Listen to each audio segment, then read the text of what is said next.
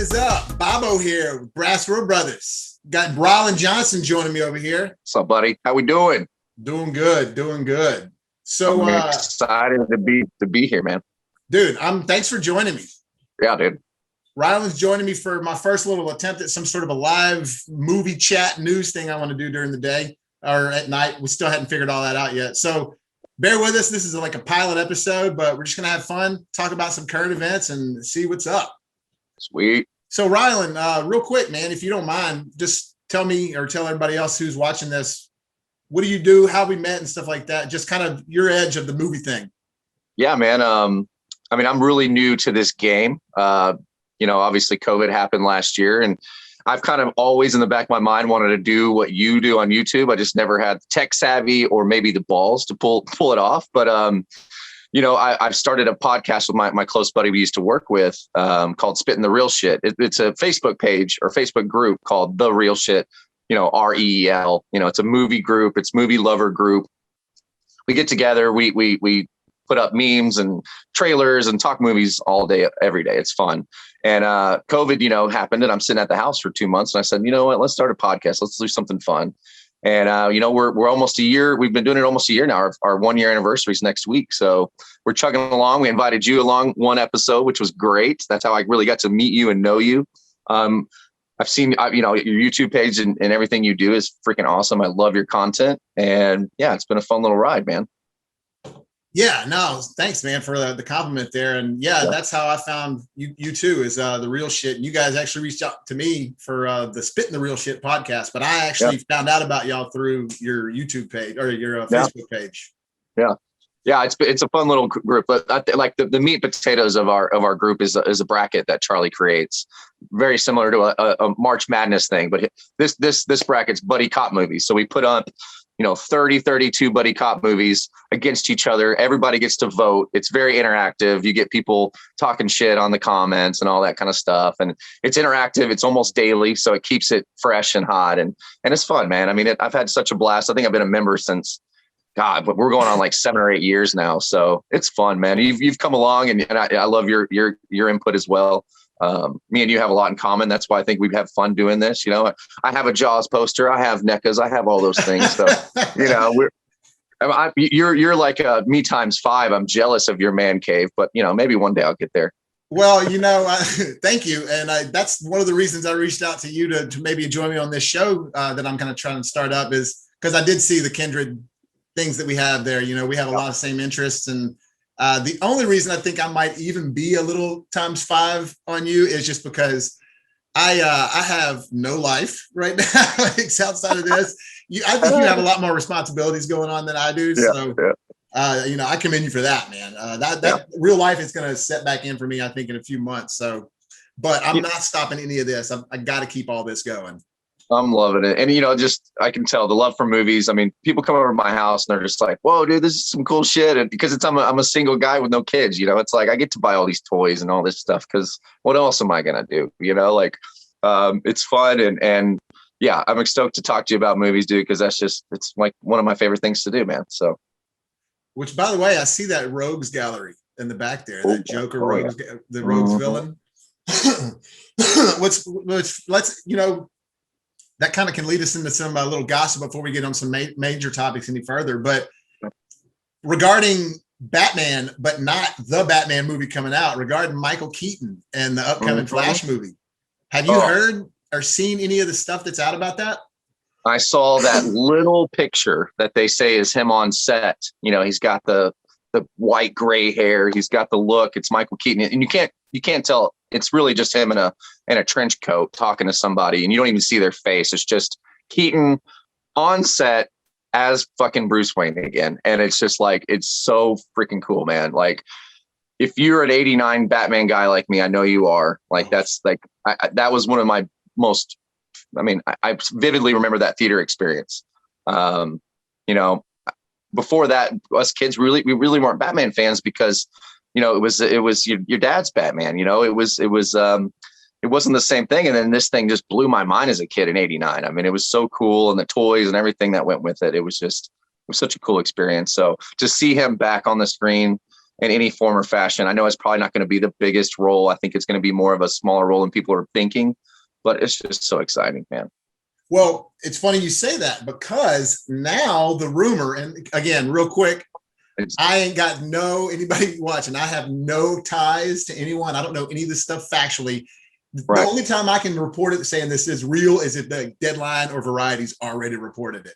But the rumors now are saying that he actually does have a bigger role in it, and Affleck has a smaller role. Oh, so they're both I'm happy with that. I mean, just having just the idea of it is so cool. And I can't believe it's taken them this long, to be honest, to throw Keaton back into one of these things. He's, in my opinion, the fan favorite across the board, really. I mean, we've done a poll before on my little, my little page on Facebook, and Keaton always kicks everybody's butt. Yeah. He definitely is. Well, he wasn't the first Batman I knew of, because I had seen, like you said, our dad's Batman. All right. Adam West, of course. But for me, the comic books, I'd known of Batman because I'd always, anytime I saw the first tights and capes, not just anything, Superman, Green Lantern, Batman, anytime I saw that as a kid, I was hooked right away. Yep. But that's what I always associated Batman with, was just another one of those guys in the tights and the capes, until the 89 movie came out. Then it was just like, oh shit, I love this guy. Then he quickly became my favorite character of all time. I think he's got so much depth to him. And then when like you said, we saw the Keaton Batman in this new Flash pictures. I love, dude, you can see it's that exact hairline, because he's like balding now in real life. So they went to the point to make it the gray hairline from that. Oh man, he's got to pull off the Bruce Wayne look, like you said, over the years haven't been kind to Keaton's hairline, but they're going to prop that wig up in there and make him look good. Hey, look at us, bro. This is a lot of comb over, like, I didn't want my bald head to put a big, white spot on the screen. You look good bald, though. You look good. Not a lot of people can do it. I had a friend of mine who had to shave his head for an injury, and man, he had the back of his head was just flat. Yeah, it's all about head shape. You got to have a nice little peanut head like I do, Hey, it's good. You're blessed for it. Even you didn't know you were going to go bald, but God already had a plan. He's like, you got the head for it. Man. Yep. Just once you start going, just get rid of it and it goes away. But it's just I'm a huge Batman guy. You can tell. I've got Batman stuff everywhere. I'm excited about the Batman, the Robert Pattinson. Let's see what this unfolds. It's got really good villains, I think, in this new one too. So I'm excited. I think Batman movies, I've always said this, it's not always about Batman, it's who the villain is. The best Batman movies to me are obviously the Joker ones, because of the villain. It adds that depth, it adds that excitement, because Batman's nothing without his, rogue gallery, what I'm saying? That is Batman. That's always been the attraction to the character, is the relationship between him and the villains. No other superhero has that sort of almost family connection to his villains like Batman does. Exactly. Yeah. So that new one, it's totally fresh. New Batman, the whole thing. So we'll see where it goes. But yeah, I'm stoked about Michael Keaton in anything really. I love him just as an actor. Period. Me too. I loved him in RoboCop. I loved him in Birdman. I've always loved him. Beetlejuice, obviously a classic. But a little side note about Batman. So Andrew Muschietti is doing The Flash. He did the last two It movies. Right. What did you think of those? I loved them. I think the first one was I thought it was a little bit well put together than the second. I don't know why. Me too. I think it's just because the story is better of them when they're kids. It's just the kid actors as well did a lot better. I don't know, the adult actors were fine. I think they did great choices on who those guys were, but it's just scarier when you see kids in fear, and it's about, obviously it's going after kids, and it's just kind of the premise of this whole nobody's going to believe them. Exactly. It's just more creepy when you involve, kids, with this. It's so well done. What's it? I can't think of the characters or the actor's name. What's his name? William Skarsgård. God, he's so good at that. Dude. And it's 1 and 2 together were great. I think, me being a horror fan like you, I totally appreciated it. It was so well done. Really, really enjoyed them. But the first one to me was better than the second. Yeah, everything you said, ditto. I think the first one just was a better put together film. It is about 25 minutes shorter. I think that was my main problem with the second one. You just had you needed to chop it down a little more. That when they started showing all of them having their scare moment with Pennywise, it was like by the time we got to the fifth character, it's like we get it. He's visiting all of y'all. We need to chop that down a little. But overall, I thought imaginatively and creatively, he nailed the fear of Pennywise, just the idea of that presence, the essence, everything. I was very satisfied with both of them. First one a little more though. Yeah, and I'm the same way. You know, I've watched a couple of movies previously that were that over 220, over 230, 2 hour and 30-minute movies. And I can do it. It's just got to engage you the whole time. And that's just not easy to do these days, you know? It's next level filmmaking to get past that 2.5 hour mark, to be able to keep it working. Like, it's like, you know what I'm saying? There's like the cream of the crop cars and the Lamborghini or whatever, McLaren being like the best performance, whatever. That's kind of how I feel like if you are going to do a movie that's past 2.5 hours, you better be able to give that McLaren performance, man. Yes. I think epics are the ones that do it the best, because it really is like a 3-part story, like a true hour kind of thing. You know, you're talking Dances with Wolves and all these, I'm talking epics, 7 years since Tibet, things like that. Yeah. Her, one of my favorites, I mean, those are massive stories that need that much time. When you're talking comic book characters or, something like that, it's just like, or Fast 9. We're going to get to that in a second. Yeah. Well, hey, let's segue into it right now then, man. Yeah. You saw it. I saw it. We saw it the same night, right? We both went Thursday night, correct? Correct. Where'd you go? I went to Clear Fork. I live real close to Clear Fork. You told me that. Yeah. Real nice, swanky area. The movie theater is not large, but it has a really good Dolby theater in there. One good theater that has the vibrating seats and the the whole the whole. And the funny thing is the first film I watched there was Tenet back in September, and good Lord, was that an experience with how loud Hans Zimmer's stuff is, and Tenet especially kicked it up to a 9. So it was a cool experience. What's funny is that. I don't want to be that guy, but that is the first in a long time of Chris Nolan's movies that Hans didn't do. Oh, that's right. He didn't do that one. It was the new Swedish guy. Yeah, the Verensen. Ludwig. Yes, that's right. And I knew that. We even mentioned that on my podcast. But it's like every time you hear, when I say Nolan, it's like Nolan Zimmer. And they were so similar too. Oh, well, Nolan was like, do Hans Zimmer. That's exactly. And the only reason Hans didn't do it is because Hans was just booked for something else. He just couldn't do it. I think he was booked for Dune, if I'm mistaken. That doesn't surprise me, because that kind of movie needs a Hans on it. Yeah. But just the experience in that theater was cool. And if you've ever, I don't know, you're in Arlington, but it might be worth the trek over. It's a nice little area. It's really swanky. Especially right now, supporting local theaters and stuff like that. All about it. Right. But yeah, Fast 9 was my my first kind of, I call it midnight viewing. We went to a 10:30, but I love getting in there early. I like being the early guy, Of course. What about you? Yeah. No competing with anybody and just taking your ground.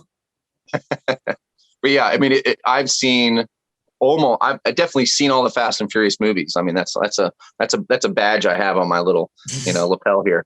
And most of them I've seen in the theater. So I had to see it. It's something that's kind of a running bit in my Facebook group, The Real Shit, how I pump up these Fast and Furious movies. They're great popcorn movies, man. Well, I mean, right? They are. They really are. I have to be completely honest. 1, I thought was good. It was better than I expected it to be. 2, I didn't like. Yeah. 3, I just wasn't interested in because it was new characters, and I was like, I don't care if they're just going to keep switching characters. But once 4 came back around, and I could tell they were, by the end of 4, I could see it's like, oh, they got a plan here. I love 4, 5, and 6, like with all my heart. I think they're awesome. 7, I still liked a lot. 8, it was starting to tinker over the y'all are really getting over the top, but I still had a lot of elements that I enjoyed. I have to say, this is the first one where I was in the theater kind of laughing. I was like, all right, you're losing me here. You're losing me a little bit because it was so over the top.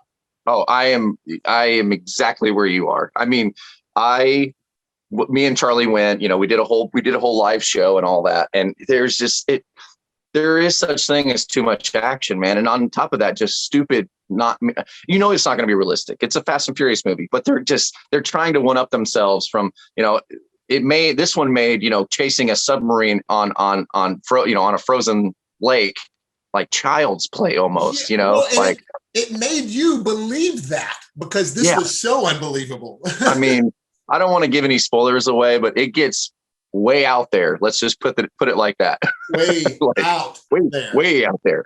And I love a funny out there action and stuff. But yeah, like it's just they're becoming a little too invincible. And they even mentioned that they almost break the fourth wall in this one because they don't know how else to relay it to the audience. And I think with Tyrese, and not to do any spoilers, but with Tyrese saying that and that sort of gimmick throughout the movie, and I said this a little in my review, but I don't think I touched on it enough. I think it's kind of sad when the most memorable and fun parts of the movie of a Fast and Furious film were the comic relief elements. And yeah. I was laughing more in this one than I did in other ones, and not just at the stunts. No. But did I still enjoy it? Was it fun to watch on the big screen? Of course. I mean, I saw it in IMAX. You and me are movie lovers. We like the experience alone. Yes. But as far as like I don't see myself being excited to rewatch this one. I've rewatched every one of them on Blu-ray after they came out in theater because I watched it in theater. This one, I'm cool. I don't need to see it again. Yeah, and we're the same guy almost. I mean, I went in there, I enjoyed it, but man, they're just getting so over the top with it, and I'm like, where are you going to go next? Because I do respect them for doing this and re-upping themselves. They're going, okay, we got to throw more at it. And they're doing that. Like they haven't taken a step down and gone, okay, let's kind of keep it in this range. No, the next one is better and more stupid than the next. So they're doing that, but it gets to a point where I'm going, all right. And especially at 2 hours, 30 minutes, man, you keep this right at 2 hours. It would have been cooler. I would have jumped up a whole point on my 10-point scale, so. And then, the way that they're just incorporating all the characters here and left and right. Now it's just sort of like a party. It's like, who's going to show up and when are they going to show up? And yep. I really just want them to, I said this in my review. I think it'd be really cool if they dropped all that Mission Impossible / superhero stuff and went serious for the fun finale and made it something that like maybe got you emotional or got you like invested. Somebody dies and you're like, oh shit. Like they need to do something like that to end on a good note, I think. If I had my reins on it, I would bring it right back to the original. You know what I'm saying? It would be much more of a street racing story. More cars cool. And more of raw, street racing, that kind of thing. But at the same time, there's just so many characters now and so much going on. How do you do that? I mean, like you said, they're practically these super spies. It's just, I don't know how you can take that away from them and put them in a more of a realistic setting. It's just not going to be easy. And for me, the way you kill off, or the way you change tones and create a new avenue for yourself, is sometimes to kill off characters, which will change other characters' perspectives in that narrative. So like, for example, let's say Sydney got killed in the Scream franchise. Dewey is going to become a different person. He's not going to probably be that goofball anymore. He's probably going to be rigid. He's probably going to be pissed. And then you have a story available for you there. Then you have something that's like, let's get Dewey going off on a rogue mission here. But if everybody's staying alive and nobody's pissed and everybody's just like, we're family, I don't care anymore. I did. But anyways, I mean, like I said, no spoilers here, but they did open up some things in this one, which I thought was kind of cool. There was a couple of, little spoiler or little Easter eggs in there. So we'll see what they do. This, like I said, it's going to be their 10th Fast and Furious and 11th in the canon. I mean, because I watched 11 total, but the 10th in the canon. Yeah. Yeah, I watched Hobbs and Shaw and loved it just because it was that buddy cop kind of thing, like they worked really well off each other. Yeah, it was fun. Anything The Rock's in, I'm like, all right, let's check it out, So and Statham for me, I like both of those guys a lot. Yeah. That's why, and again, well, I don't need to go any further because then it'll be spoiled. Yeah. But so real quick, another one, and this one's going to be just something I'm just curious to see if have you seen. I just saw this this morning. My buddy sent it to me, but I saw on YouTube it had been out for like a few weeks. But some leaked No Way Home trailer that people have been talking about. No. And it's like somebody, it looks like to me somebody in like an actual editing room of a film studio.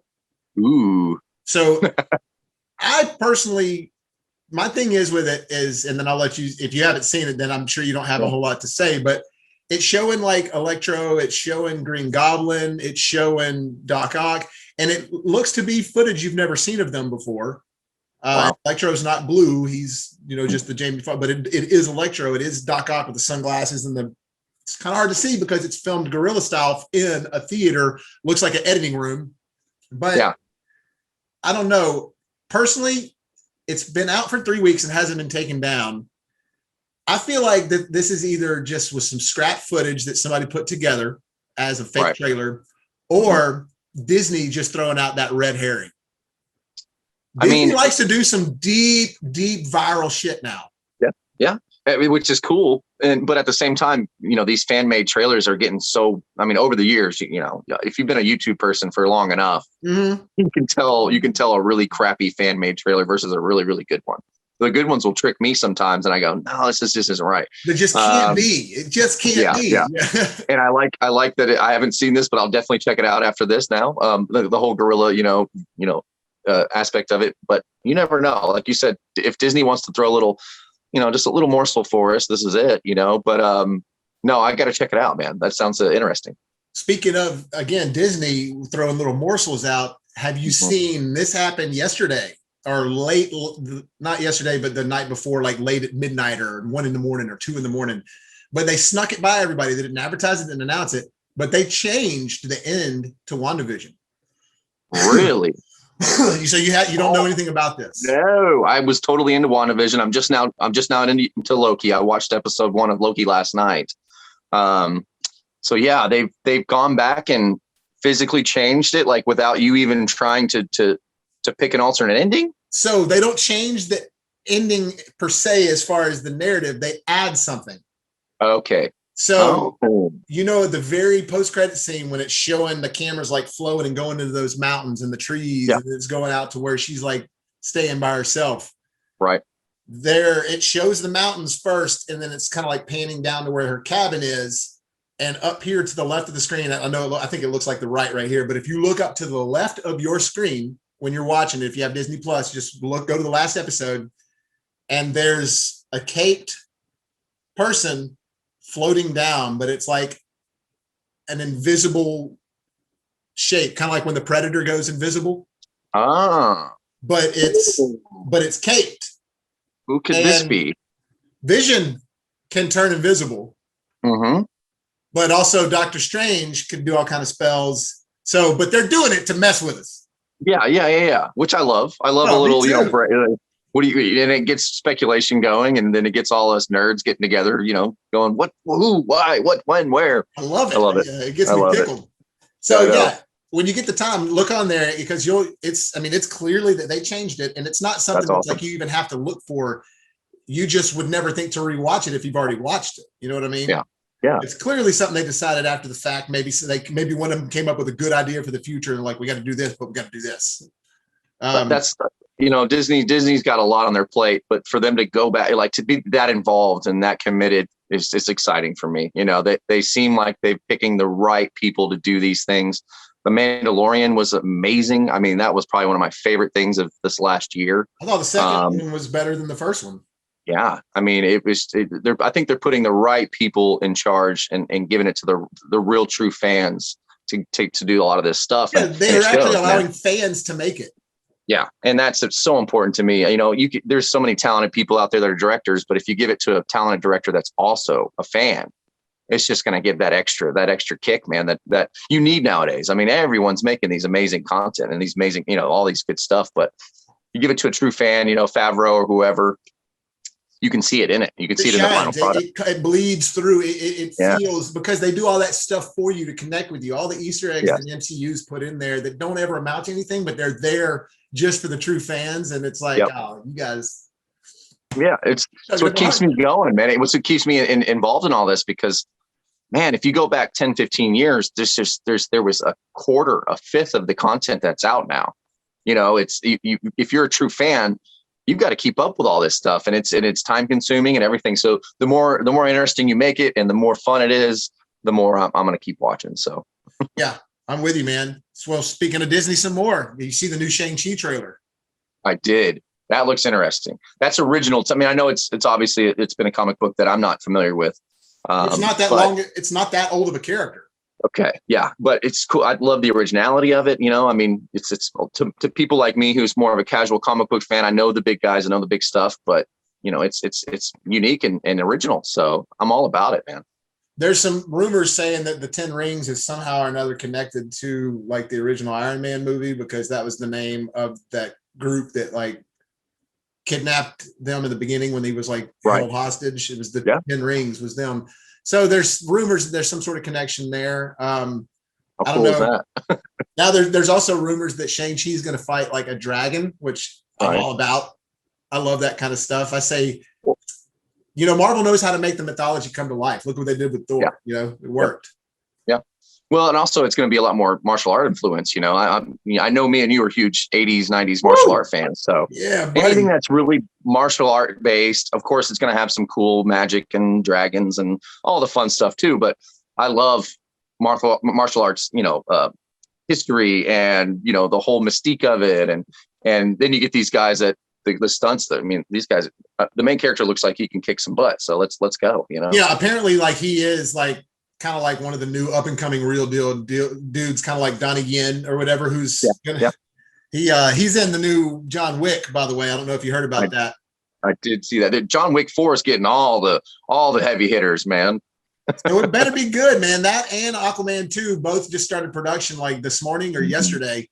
Some other big heavy hitters are starting production, but those two, man, I enjoyed Aquaman 1, so I hope it's good. And I enjoyed all three of the John Wicks. I enjoyed the first one the best, but I still like the other two. So I just hope, I hope it just keeps going the right way.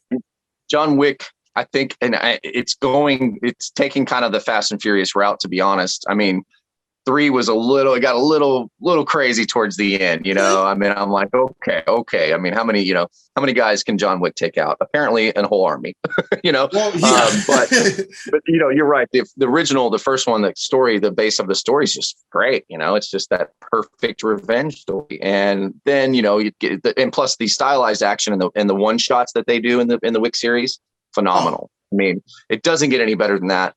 You know, you see Keanu putting in the time and learning. Have you seen any of his training videos for the guns? And dude, it's insane. He is an actual badass now. Yeah. Like after the Matrix movies and the John Wick films, all the training he's done. I mean, he knows what's up, dude. He's doing this at like 53, 2 years old too. I mean, it's so impressive. And that's why it looks so well. The gun training videos? Yeah. I mean, those are real guns. I mean, obviously that's the only way you can make this look right is by doing it yourself. But also it's the direction. Like I said, it's those one shots. I couldn't stand the Jason Bourne quick cut shaky cam. Remember how cool that was for about a year or two? Yeah. And then everybody was doing it, and they did it better in Winter Soldier. They used some of that, but it was better. It was polished more. Yes. But with Wick though, they went all one shot, wide angles, and it was just so well done. I mean, and it blew me away. Everybody in the head. I love that.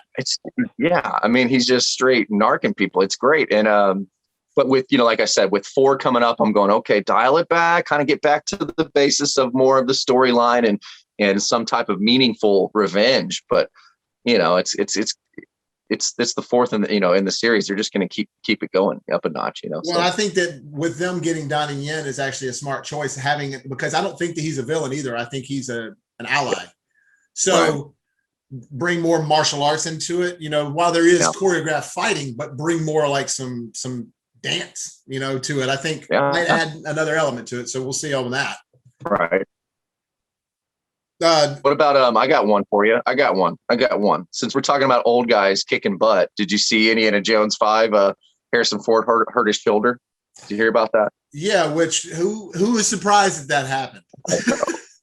I mean, I didn't even want to read into it because I was, you know, I'm a giant fan of Indiana Jones. He's got to be probably one of my top 5 characters of all time. And I know how much love Harrison Ford has for it. I know he's in it to, you know, I hope he's in his it. Legacy. Exactly. He's not in it for money. He doesn't need any money. He doesn't need his reputation. I hope he's doing it for the love of the character, which I'm pretty sure he is. But he's 74 years old, man, and he's like I was saying to Charlie in my podcast, like that character is rough, rugged, physical. He has to be. So he's trying, but man, and he's in a choreographed scene. He's hurt his shoulder already. It's just like, man, what's going to happen with this? Are they going to dial it back now? Is he going to do less stunts now? Or are they going to change the entire script? This could be a big thing. Yeah. Or are they? Well, that's another thing too. It's funny because John Campea, I watch his show a lot. He's been saying for years, because they've been talking about this new Indiana Jones movie for years now. Oh yeah. Yeah. He's just like, I'll believe it when I see it. And even the other day, he was like, they started production. There's pictures of him on set. And he's like, I see him. He's like, I'll believe it when I see the movie though. And it's funny because this happened. It's like, what are they going to do? And they got that badass director, James Mangold, doing it. So, I mean, that got me excited, Yeah. Yeah. No, I really, God, I mean, I don't want to go as far as that as saying, let's see it when it happens. It's going to happen. I just don't want it to change the script around because of his injury he just can't do the things. And God forbid they try to use some crap CGI or some really bad stunt doubles or just, you can't do it with him. He's 74. He's going to have this look about him and how he throws a punch and stuff. And I'm like, he was barely pulled off part 4. And I enjoyed part 4 for lots of reasons. There are plenty of faults to it for sure, but I still have fun with the movie. It still feels like Indiana Jones, but he was borderline looking old in that, so. And what year was that? Was that 09, 10? Around that time. So 10 years ago, at least. Yeah. So, and they've been talking about part 5 since then. Yeah. I mean, and I think that part 5 talk was redemption, because of the fan backlash. But to be honest, I'd have just been happy with the 3, I mean, I trust me, nobody gets more excited than somebody putting on the hat and the jacket and the the whip like I do. But there is a point to where you don't want to see your heroes at 75 years old still trying to do this. You know what I'm saying? As cheesy as Rocky 3 and Rocky 4, the turn that they made on the cheese route, it still was fun and they were still badass. By the time you saw Rocky 4, you felt like 1 through 4 were a part of the story. With Indiana Jones, you feel like there's the trilogy and then there's the 4th one. Yep. And I think everybody feels that way, which is sad. I mean, the kid had so much potential. I wasn't a Shia LaBeouf fan at that time, but I am now. Like his transition, what he's done over the last few years is pretty awesome. I think he's done some really good stuff of late, but it was just bad timing on him. It had some of that wacky sci-fi storyline to it that I don't think captured us. As he's an archaeologist. You want to see him do, you don't want to see a spaceship take off at the end. You know what I'm saying? Well, it's funny on the behind the scenes of that, Spielberg talks about how like George kept on talking about how I want to do aliens. And Spielberg was like, I don't want to do aliens. He's like, I've done aliens. I've done E.T. I've done Close Encounter of the Worlds. He's like, I'm done with aliens. Yeah. And he's like, George just kept on begging him. And Steven Spielberg literally says, so I gave in. Like that says something right there about it. Yeah. Well, I mean, they go so far back, man. It's funny how they're very entwined. That's crazy. They're pioneers in the industry too. So I mean, you can't take that away from either of them. Well, Spielberg is kind of the greatest of all time, but Lucas, I don't love everything he does, but you can't take away what he is to the industry. No. Yeah. His stamp is approved. Yeah, straight up. Okay, so let's switch gears to my most exciting topic. Is the Halloween Kills trailer. Yes. Oh, yes. Boy. So, I want to hear your thoughts first because I'm geeking out like you are. All right. So, I'm definitely stoked. And I know that they've been holding this trailer back for a while just because of COVID. Like the movie's been done for a while. It got screened by people before COVID happened. Wow. I didn't know that. Yeah. The reviews were off the charts. People that were calling it like it's Halloween on acid. It's like, it's so badass. So my thinking in the movie is one, I'm totally excited about the resurgence of characters like Anthony Michael Hall playing Tommy Doyle. I think that's awesome. I love Anthony Michael Hall, by the way. I think I've always liked him. I love where he's ended up in Hollywood. I love where he's ended up as a person in his own life. You know what I mean? He withstood it because he could have gone down that bad slope. But I'm excited about him. I'm excited about the hospital element into it. But what I really am curious to see what they're going to do is they're highlighting that evil element in the trailer. Right. And Yes. so are they going to go? I don't think they're going to go down the like the Thorn route and like the cult Right. thing, but are they going to sort of, she says the more he transcends, are they going to sort of make him like evil real and evil wants Michael to be its pawn? So is that where they're going to go with this? And then the other thing I want to say is that a lot of people are like, well, good thing they gave away all the kills in the movie. I was like, actually, I think we just saw a lot of the opening scene. I don't think that we saw, I think there's like literally like 30 kills in this movie. It's supposed to be like huge. Yeah, that's what I'm hoping for, because that was the only thing I was going to take away from it was, man, it's, I don't want to say spoiler heavy, but it's one of those trailers where it gives away a lot, you know, and a lot of the true fans that I know are like, oh, I'm avoiding that trailer with all my might. And it's hard because, you know, they're super stoked to see it, but I'm kind of the same way. I do like a little mystery in things, you know, I like to go to the theater and not know more than less, you know. It's more fun that way. Even if you think you want to see, you think you need to see the trailer, you will enjoy the movie better if you don't know anything. Exactly. And, you know, and that's because of our age. I think we grew up in a time where you might see a trailer for a movie, but it wasn't where nowadays with YouTube and all these outlets, you know, there's 3 or 4 trailers nowadays before these Avenger movies and all, you know, there's a little tiny spoiler. Then you get the regular trailer. Then you get the last trailer that gives away most spots, of them, you know? and then exactly.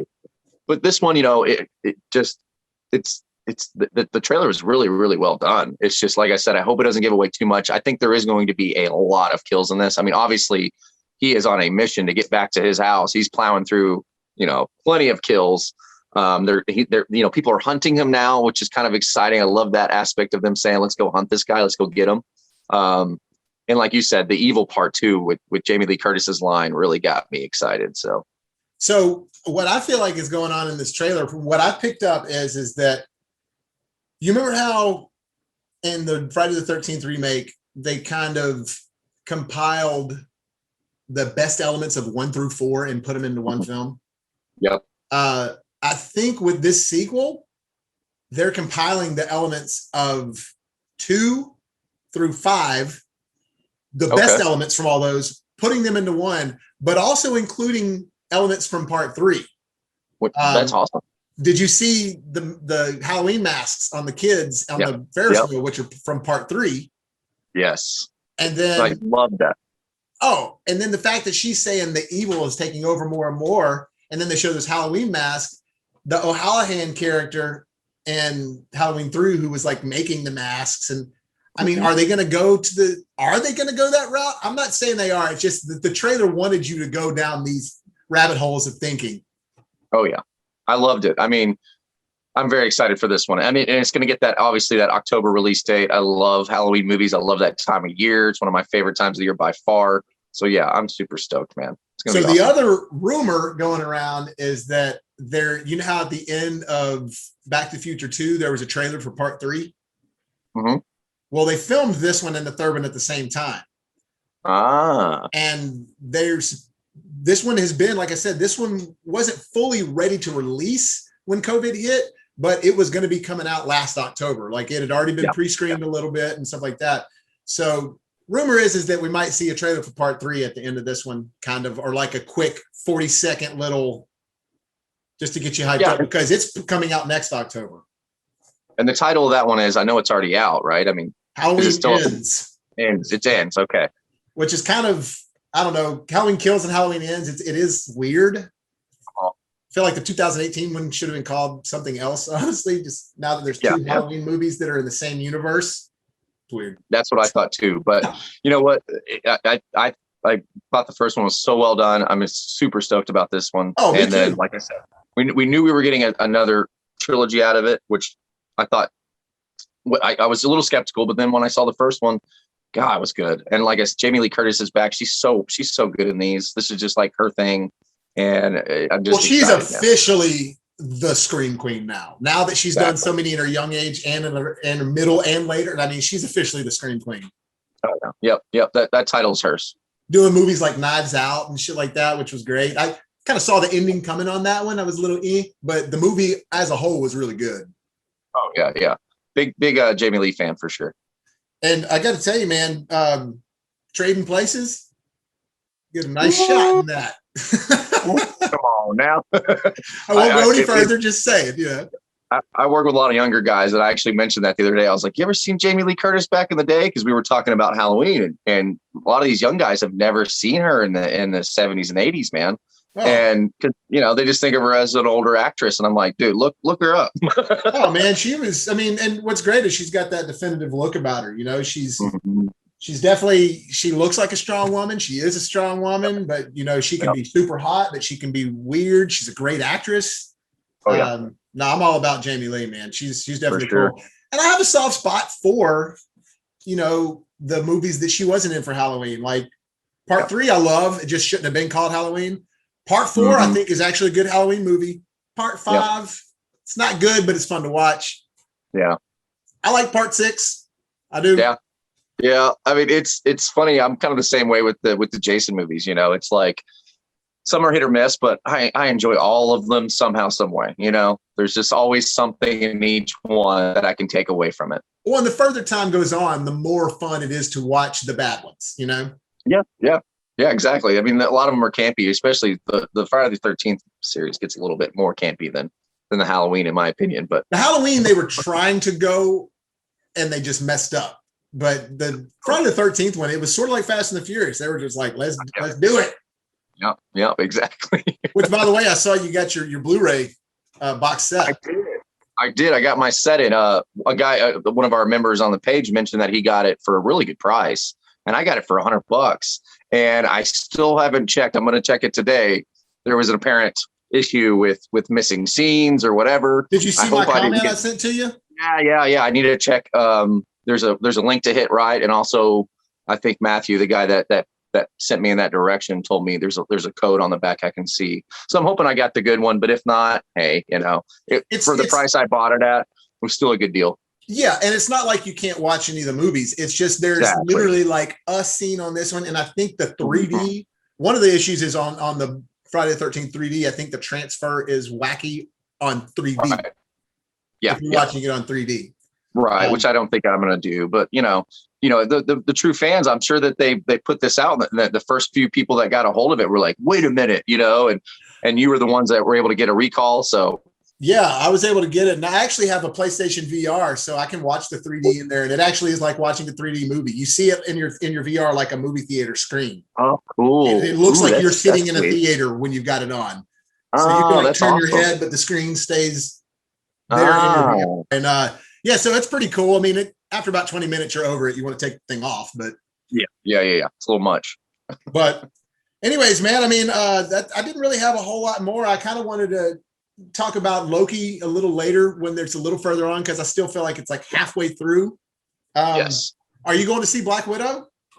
Yeah. Oh, for sure. Yeah. Anything Marvel, dude, I'm in. It's crazy how long of a commitment this is for me. Like talking Iron Man 1 back in, was it 7 or 8? I mean, it's crazy how long this has gone on, and I just get excited for everyone. It's always a fun event that I get to go to, popcorn movies. Yeah, man, we've got Black Widow this year. We've got Shang Chi, Eternals, and No Way Home. I know. It's a lot. It's this phase. I mean, this is the beginning of phase 4, correct? I mean, yeah. So it's a new phase. It's a new turning of the page. It's exciting. I'm stoked to see where they take it. There's going to be a lot. I think there's going to be a lot of surprises and a lot of new characters that is going to be, if you're a true fan of comic books and Marvel, it's going to be really entertaining. Yeah, I'm with you, man. I'm super stoked, and I love me some ScarJo. Yes, of course, definitely. And she deserves her own standalone, in my opinion. A lot of my buddies are like, I don't think I'm going to get into that one too much. But I'm like, she's a pivotal part of the Avengers storyline and all that. If you're really a true fan of it, she's pretty much day one Avenger, and she's also there's a lot to her backstory that matters to the entire universe of S.H.I.E.L.D. and things like that. So I think that, we're going to, and I'm not trying to keep going, we're about to cut it off here, but that the Countess from the Falcon Winter Soldier series, Julie Louis-Dreyfus, she was supposed to show up. She is in this movie. This movie was supposed to come out before Falcon Winter Soldier. Oh. So she is in this. So there's going to be a lot of ties, just kind of like there's some ties between WandaVision and Doctor Strange coming out. There's going to be some ties to a lot of other things. This is, I think it takes place right before Civil War. Right. And so I think this is going to be kind of like in Return of the Jedi. You know, you find out something you didn't know that was there the whole time, that type of shit. So I think I think the movie will be important to the MCU, not just about Black Widow, if that makes sense. Well, I might be mistaken, but I haven't really ever seen, especially something of this scope, this size, to kind of, involve TV shows that have, connection with movies. And I think Disney's going to be a trailblazer for something going on in the next 5 years. Where these TV shows have a lot of information you need to watch to when you're going to watch the next Marvel movie and vice versa, So to me, that's super exciting because I love both TV shows and movies, So, but what they're doing with WandaVision and how deep it's going, the rabbit holes, I think it's pretty cool. It's exciting for me. For sure. Me too. I feel like Falcon and Winter Soldier, it was sort of like we got to scratch this off the storytelling part of the list so we can get to these other elements. We got to make him Cap.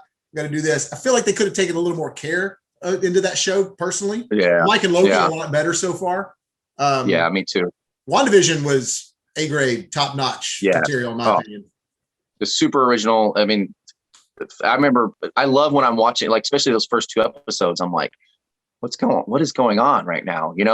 I don't get it yet. And I love that when they're kind of messing with you, you know what I'm saying? Like, well, let's not make this right out in the beginning. This is what we're doing, like kind of a little mystery, a little intrigue always gets me excited. Well, and the whole beauty about releasing once a week instead of the all at once deal, it brings back that water cooler talk. It brings back that anticipation throughout the week. Theories are able to develop. All these things are fun. And it creates the event, of the show rather than, I saw it, So yeah, exactly. I'm right there with you. And that's, that's how we grew up, man. You get an episode a week and you get to talk about it for a week and it just builds the hype. And that's what gets me excited is being around people who have common interests and chatting it up and theories and all that kind of, just makes it that much better. I'm with you, man. Hands down. Yeah, bud. Well, dude, man, thank you so much. It's been an hour, so I don't want to take up any more of your time. Thanks for joining me, bro. I appreciate this. It's fun. It's going to be up. And then, hopefully we can do this again next Monday, if that's cool with you. If not, no worries, no pressure, but whenever you can.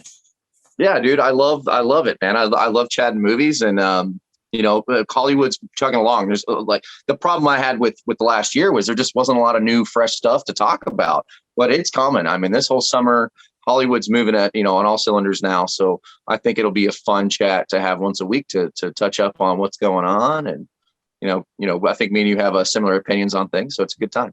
Yeah, man. Hell yeah, dude. Well, hey, live long and prosper. And remember, if life gives you lemons, make some hot, fresh popcorn. All right, buddy. Peace. All right, man. It was good talking to you. Later, buddy. You too, man. Later. And guys, see y'all later. I appreciate y'all joining, and hopefully you'll enjoy the rest of this coming up soon. So have a good one. We'll see you. Oh yeah, and look for my reviews on BrassReel Brothers as well. We'll get this all situated out. Yeah, we'll figure it out.